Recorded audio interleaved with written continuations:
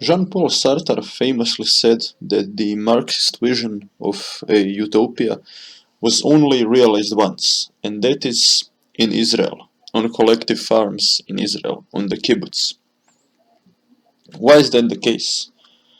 So let us first say something about why and when the first collective farms in Israel are established.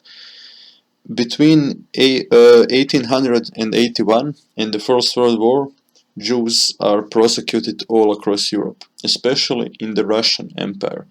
There, they are killed at a very high rate. And as a consequence of that, most of them sympathize with left-wing ideas, such as Marxism and Kropotkin's collectivistic anarchism. And those ideas can be found at the heart of the kibbutz movement. Not to mention that the failure of the revolution in the 1905 also encouraged many young Jews to try out those ideas in a new environment, in Israel to be more precise. The first kibbutz is established in 1910, or in 1910, but many argue that in a true sense of the word, the first kibbutz was established in 1921.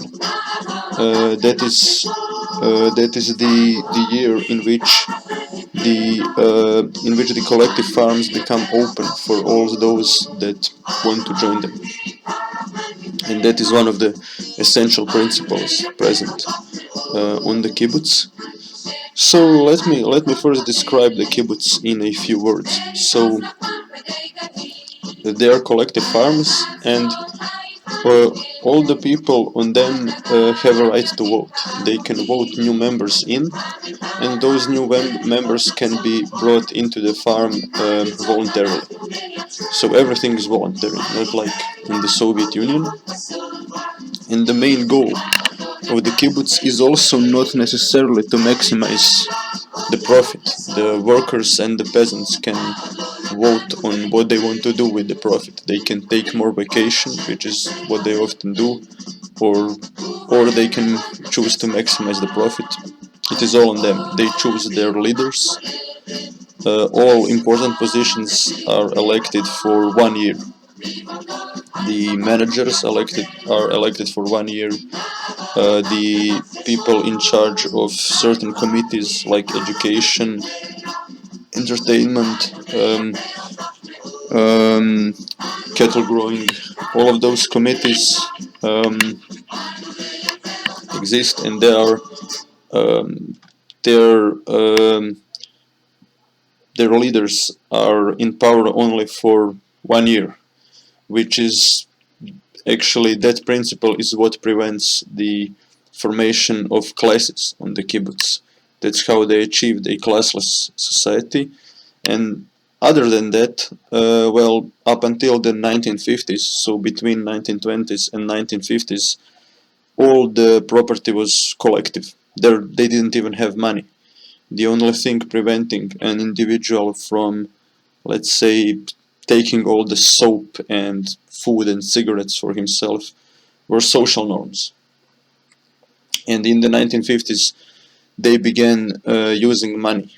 Uh, every family was given a certain amount of money. They were allowed to exchange for goods on collective farms, but still, even then, they held to this foundational principle that can be found in Marxism, and that is to each according to his need. So people weren't paid the market value of their job. They were paid how much the community believed they need, which is why I actually happen to agree with Jean-Paul Sartre in his assessment.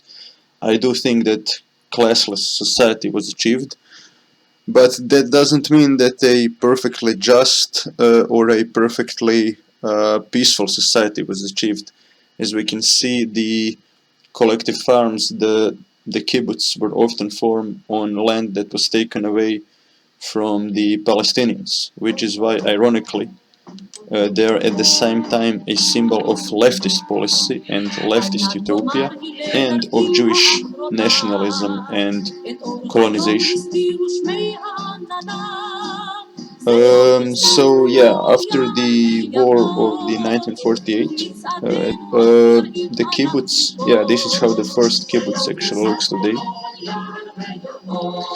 The kibbutz are at the height of their popularity. 7.6% of the population in 1948 lived on collective farms. Here we can see the Palestinians being ethnically cleansed during the war. Arab propaganda poster. Yeah, Jewish snipers. And yeah, here is the tank at the entrance of the first kibbutz, the Gania.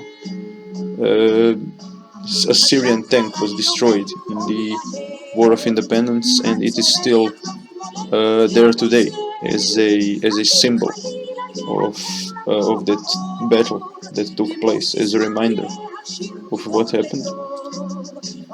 And what's interesting, in 1950s, as the Jews were as well ethnically cleansed in surrounding Arab countries as revenge for what happened to the Palestinians, many Jews flee to Israel, and there is a abundance of population, and because of it, their prime minister Ben Gurion asks the collective farms to take new people in, and that's where one might say we have a problem.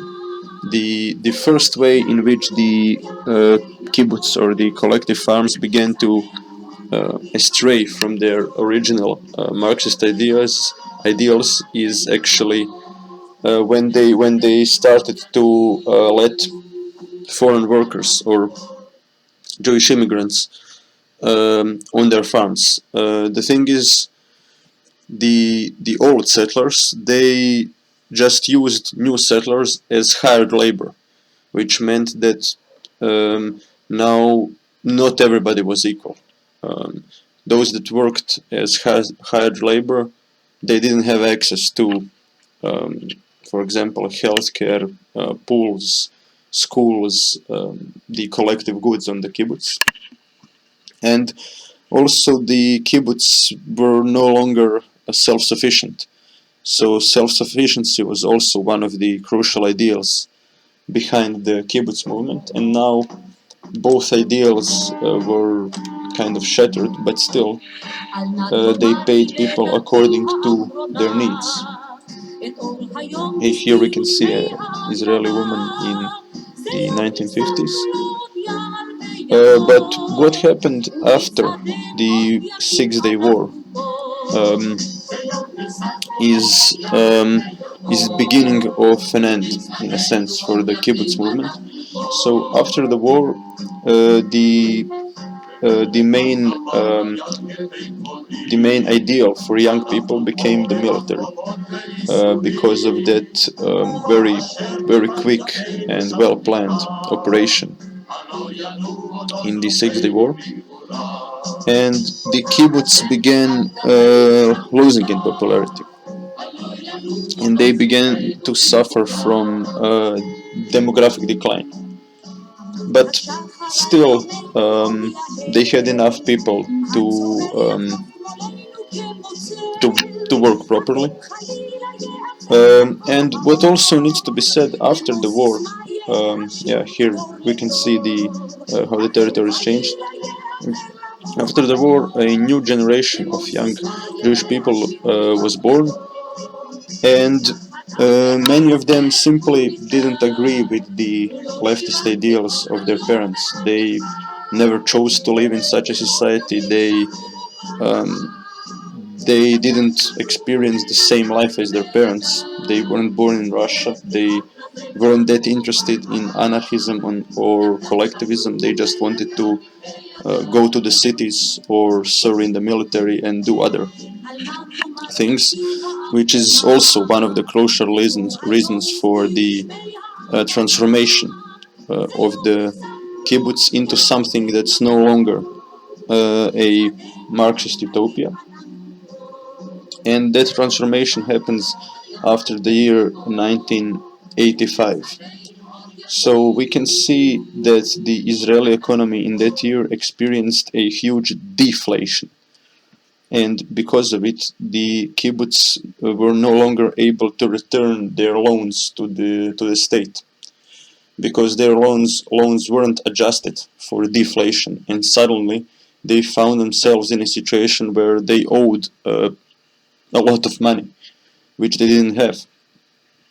And just before that event, the right wingers actually won the parliament in Israel. The Likud government came to power, and they insisted that they will only give money or state subsidies to those collective farms that become more individualistic, more pro-free market, and less Marxist or less collectivistic. And here I agree with Dr. Ravid, that that's like a Jewish intellectual that studied the kibbutz movement. Here I agree with Dr. Ravid that actually what happened was in a way a self-fulfilling prophecy, which is when the government began to subsidize only those kibbutz that listened to their advice. It became more profitable for the kibbutz to listen to their advice. And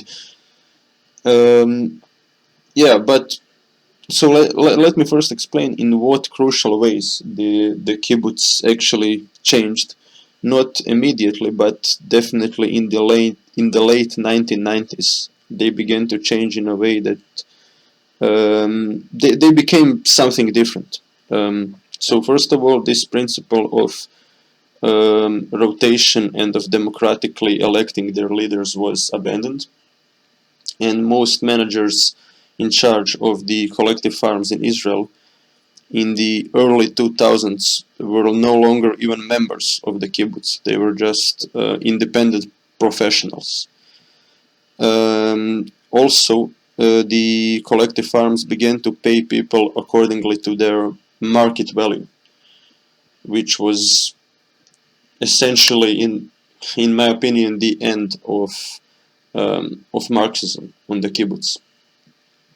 And also people began to privately own many things they used in their lives, such as their cars. They began to pay for electricity separately. And what also needs to be said is that with the fall of communism, many just lost the belief in Marxist ideals, and simply no longer even wanted to live in a society that was as collectivist and as utopian as the kibbutz originally were. But what needs to be said is that still the old kibbutz, they still remain in existence. They exist right next to the new, more free market, more pro-free market individualistic collective farms that also exist in Israel. And what's interesting is that those that remained on the old, more communal kibbutz actually report higher happiness. And also those that live on religious kibbutzim also report a higher dose of happiness, just generally in their lives. And what's also, to me, very interesting is that the more collectivist kibbutz, if we are talking about today, actually perform better, both economically and when it comes to their demography. But yeah, what needs to be said is that the majority of collective farms are no longer what they were back in the 1920s, or not even in the 1920s, in the in the period before the Likud government took power in 1977. And what's to me interesting about this entire saga is that it still remains a debatable question whether or not the kibbutz, the collective farms in Israel, were in a way doomed from the start, because that utopian idea simply has to fail at one point in time, or whether they were just victims of right-wingers winning the elections, and generally of the political climate changing with the spike in nationalism after the Six-Day War, and generally after the fall of communism, and after the uh, people in urban areas uh, started to outgrow those in rural areas and outvote them. But yeah, that's an issue. I think we won't find a clear answer.